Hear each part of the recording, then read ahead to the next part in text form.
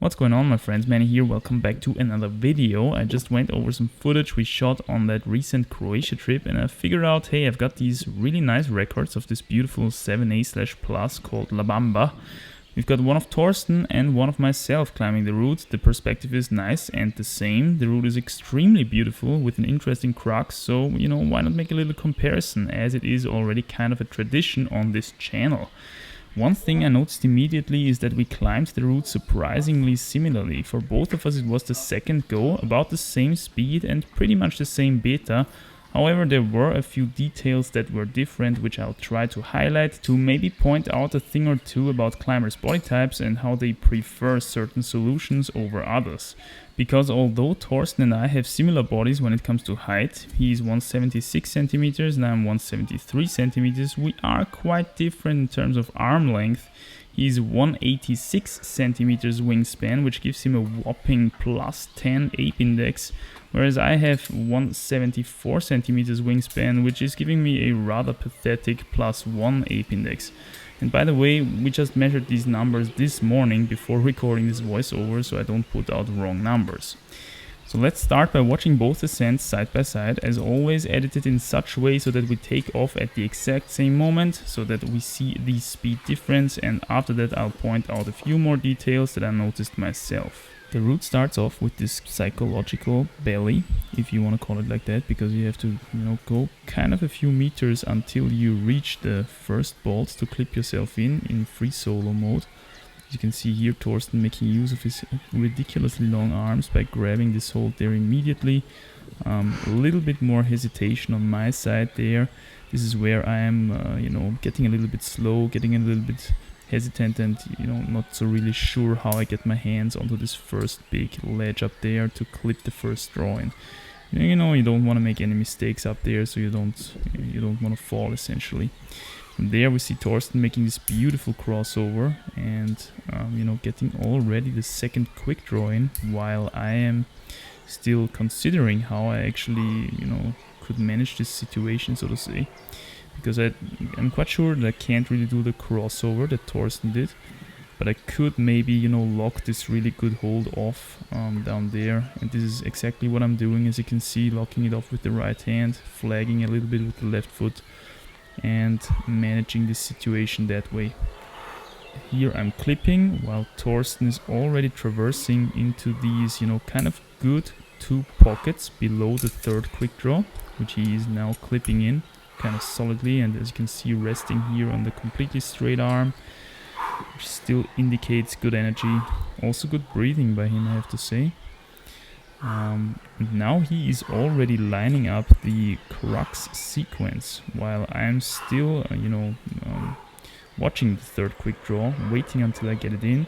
Torsten is already sorting in the first pocket with the right hand, a little bit of an edge pocket here with the left hand, and here comes this really prominent, really significant dyno to this ledge up there, after which the route is basically over. So this is the crux sequence. Really nicely done here by Torsten. As you can see, I'm just sorting in the pocket as well with the right hand, edge pocket with the left hand, getting my feet sorted and doing the same move kinda solidly as well, sticking it and moving over into this really beautiful rock up there, which is decorated, you could say, almost decorated by all of these slots and pockets up there.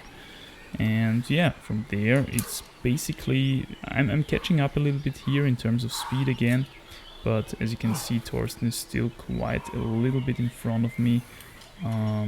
And I think from now on I sped up the footage, because essentially here the route is over, and I think we could now move on to the little details that I want to show you here one more time.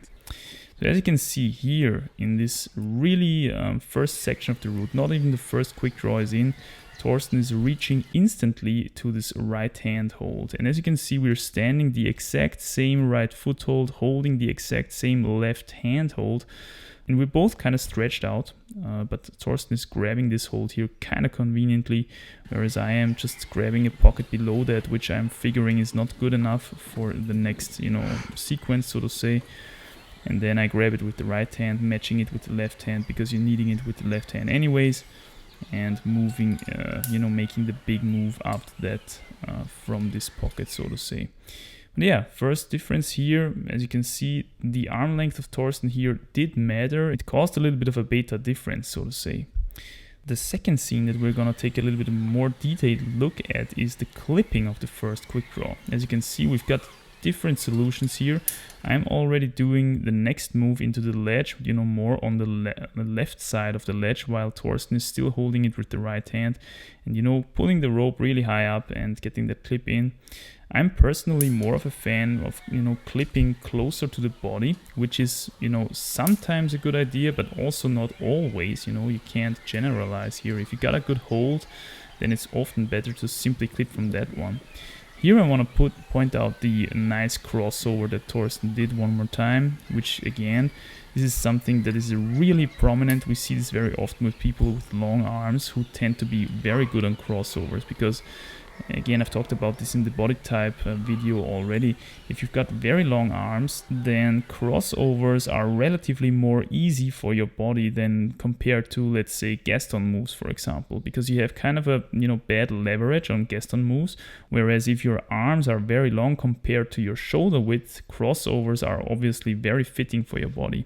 So this is something that shines through in this scene as well, I think. Now let's take a look at the crux sequence, which is, as I think, also really, you know, it really shows significantly the arm difference between Thorsten and myself. Because as you can see, as he is gaining momentum for that move, you can really see his arms sticking out, you know, and you can really, you know, imagine all the leverage that he has to overcome to accelerate here. To be able to go for that, you know, really prominent ledge dynamically. Here we can see it one more time in a little bit of a slow-mo. Although I slowed myself down much more here than Thorsten, I think it becomes very apparent how much more slappy, how much more whippy Thorsten's move was here. But yeah, both of us managed to get this one done. It was a really nice route, and I'm glad we got this nice footage from it. I hope you enjoyed it as well. Let me know down below if you did. Leave a like as usual, it helps a lot. And I'll see you soon in the next one, guys. Stay strong. Okay.